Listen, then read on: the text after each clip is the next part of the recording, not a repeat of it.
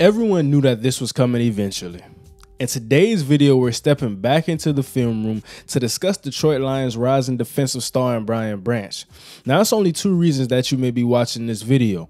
Either you're a Detroit Lions fan, of course, or you're a fan of a team who had a chance to draft the top 20 talent in this year's most recent draft and passed. I know there was a lot of discussion during draft season regarding Branch's positional value because he's a primary nickel corner. But as we see, Brad Holmes values talent over positions.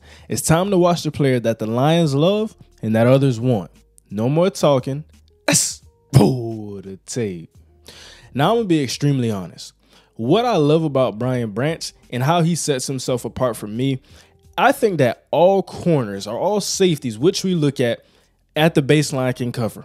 Some are better than others in coverage, but that's what we're looking at. If you play corner, nickel, safety, you should be able to cover on the baseline. So what do you do differently? Are you a ball hawk? Do you get nasty in the run game? I think that we see a little bit of both for Brian Branch because he already has the pick six, and albeit it was a drop pass. Let's take a look at this play when we talk about nastiness in the run game. Right here, this is a combination of not only physicality and understanding where to be in your run fit, but I'm thinking this is film study because I'm more so focused on the manner in which he gets to the football, understanding where to be in your run fit. But it's not just that, because we understand we're going against the Atlanta Falcons. They love wide zone, especially with Arthur Smith and a guy like Bijan in the backfield. You want to try to get him on the edge and let him cut it back or let him ride the tail. Now, what we're seeing right here, though, he gets in the backfield because he understands the run fit, because he's probably watched 1,000 hours of film in this week, and now he's making a tackle for loss. He diagnoses the run a lot better than what we see from a lot of safeties and probably even some linebackers in today's league. And did I not mention he was, without a doubt, the best tackler in this year's past draft? And I think that I wouldn't even say I'm surprised, but I'm more so impressed when looking at how Branch has been holding up, particularly in man coverage, because Aaron Glenn, especially with the injury of C.J. Gardner-Johnson for the foreseeable future, he really has put a lot of trust into Brian Branch.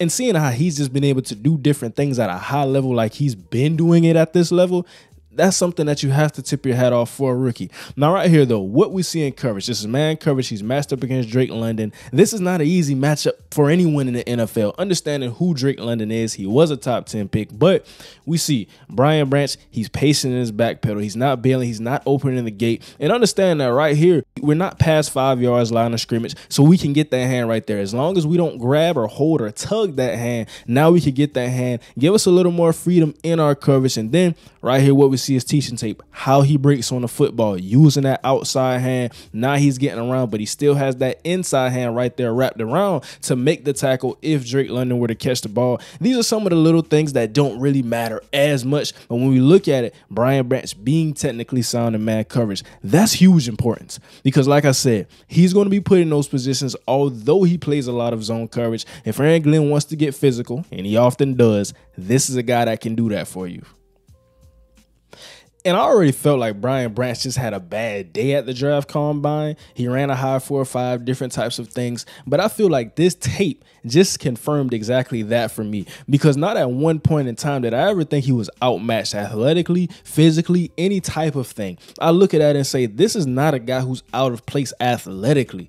And I just want to take a look at this play right here. Now, I do want to note and preface by saying this will be another 10-minute video if I talked about what's going on offensively. I'm not a fan of the play concept. I don't like how the routes are working right here. But seeing Brian Branch in this curl to flat, how he's able to get a hand on this football, seeing some of the different range, I think that's something bigger we can look at and point out in this play, because when I talk about the different possibilities of assignment, specifically from this look and on this play, Brian Branch has and can drop into a cover 2 look from right here. He can get into the deep half if he bails a little bit early, times up the snap, and then we send that safety in the cover 3 shell. We send them over. Now we get into our look, send one of the linebackers up the hole. It's different types of things they can do. He can slide and get into man from right here. There are so many different chess pieces. I think that's the perfect word for Brian Branch. A chess piece at the linebacker slash safety slash corner position, the true nickel position. We look at that and say, this is a guy that can really do it all. And I think that in addition to all of the different talents that Brian Branch has, let's take a look at this play right here. This is an extremely important sequence to show you why he's that Brad Holmes, Dan Campbell, Aaron Glenn type of guy. This probably looks like a Brian Branch highlight up until it isn't.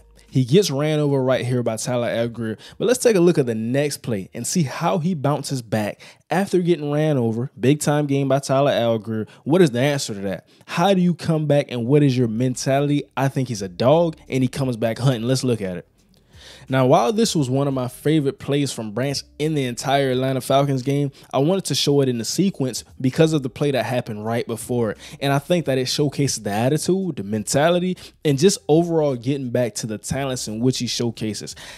It's borderline film study, but just going off instinct when he's playing in the box. Understanding how Nick Saban had him in that star role. Like I said, the best tackler in the draft. We see it all on display right here. It's another wide zone look, but we got Tyler Algier this time. And understanding, we see that tackle. Now he's getting out to Aiden Hudson. I'm going to come down, shoot this gap, and make this tackle. Like I said, how much of that could be film study, but it's just looking like pure instinct. He knows what he's doing when he's in the box, and if he gets to a tackling position, he's not going to miss it. But overall, like I said, though, we talk about this play, and it's just getting back. That get back mentality. You make a play, I'll make a better one. Getting at you, Tyler Algier. It's all part of the game.